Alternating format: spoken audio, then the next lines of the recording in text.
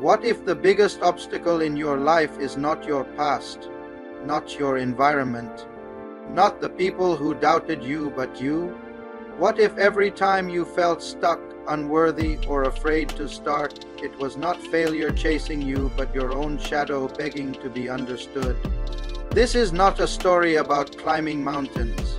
It is about becoming the mountain. The one that stands between who you are and who you are meant to be. In the mountain is you. Brianna Wiest reveals that self-sabotage is not the enemy, it is the language of your unmet needs. The mountain you keep trying to conquer is the emotional resistance built from fear, doubt, trauma, and old conditioning. And when you stop fighting it and start listening to it, that's when you finally rise. This book transforms the idea of healing from something passive into something courageous, a climb through your own patterns, fears, and hidden strength. Before proceeding to the book summary, if you are new to my channel and not subscribed yet, then please subscribe to my channel and do not forget to hit the bell icon so you get notification for next amazing book summary on time. Let's begin the summary. Chapter 1. The mountain is you. Have you ever felt like you are running in circles, working hard, setting goals, and yet ending up in the same painful place? You blame circumstances, luck, timing, but deep down you sense something else. The truth is uncomfortable. You are both the problem and the solution. Brianna begins by redefining the mountain. It is not a physical challenge. It is the emotional block between you and your highest potential.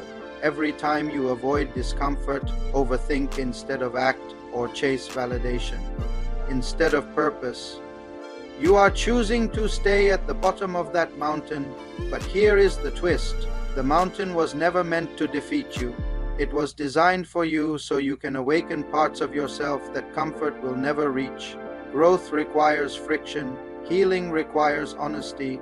And the only way forward is through, not around yourself. Brianna reminds us that resistance is not a stop sign. It is a mirror. Your anxiety, procrastination, perfectionism, all are expressions of inner protection mechanisms trying to shield you from pain, but ultimately keeping you small. So the real question becomes, if self-sabotage is not the villain, then what is it trying to tell you? In Chapter 2, Brianna flips everything we think we know about it, revealing why self-sabotage might actually be self-preservation in disguise. Chapter 2.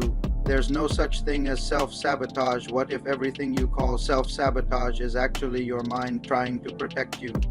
What if that voice whispering you are not ready yet is not your enemy, but a frightened part of you asking to feel safe before taking the next step? Brianna Wiest challenges one of the biggest lies we tell ourselves, that we are broken, lazy, or undisciplined. She says there is no such thing as self-sabotage. Every behavior, even the destructive ones, once served a purpose. It helped you survive pain, rejection, or loss. When you procrastinate, you might not be avoiding success. You might be avoiding exposure.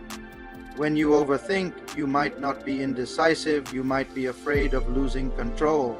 The truth is, your subconscious mind is built to keep you safe, not successful. And until safety feels familiar in growth, you will always retreat into the comfort of old wounds. The key, Brianna says, is not to fight your patterns, but to understand them. You heal not by punishing your behaviors, but by tracing them back to the pain they were born from. So if your self-sabotage is really self-protection, how do you begin to decode its hidden messages? In Chapter 3, Brianna reveals that your triggers, the things that irritate or hurt you most, are actually the maps leading straight to your freedom. Chapter 3, your triggers are the guides to your freedom. Why do certain words, people, or situations instantly set you off? Why does a simple comment feel like a deep cut, or a small setback make you spiral into doubt? These are not random reactions. They are emotional alarm signals pointing to wounds that still need healing. Brianna explains that every emotional trigger is a mirror. It reflects what you have not yet made peace with. When someone makes you feel not good enough, They are not giving you that feeling, they are revealing it. They are showing you the pain you already carry. Your triggers are teachers. They expose the emotional blind spots that logic cannot reach. The real power, Brianna says, is not in suppressing the reaction, but in pausing to ask, what is this trying to teach me about myself? Growth begins the moment you stop reacting and start reflecting. Each time you face a trigger with awareness instead of defense, you reclaim a piece of your emotional power. Because emotional maturity is not the absence of pain, it is the ability to navigate it with clarity and compassion, and that clarity becomes the foundation for what comes next. Learning how to manage your emotions without being ruled by them. In Chapter 4, Brianna unveils the next stage of the climb, building emotional intelligence, the skill that transforms pain into progress. Chapter 4, Building Emotional Intelligence. Imagine this. Your emotions rise like waves: anger, fear, sadness, and instead of drowning, you learn to surf them. That is emotional intelligence, not suppressing how you feel, but mastering how you respond. Brianna explains that emotional intelligence is the bridge between reaction and understanding. It is the ability to witness your emotions without becoming them. When something hurts, your old self wants to fight, flee, or freeze, but your evolved self asks, what is this emotion teaching me? She says every feeling carries information. Anger reveals boundaries that were crossed. Fear points to growth waiting to happen. Sadness reflects love that was real. The goal is not to eliminate these feelings, it is to interpret them, like decoding the language of your soul. Emotional intelligence gives you power over your patterns. It allows you to respond with wisdom instead of instinct, and to create peace even when life is chaos. But before you can build a new emotional future, you must release the weight of your old one. Chapter 5 takes us deep into the art of letting go of pain, people, and identities that no longer serve who you are becoming.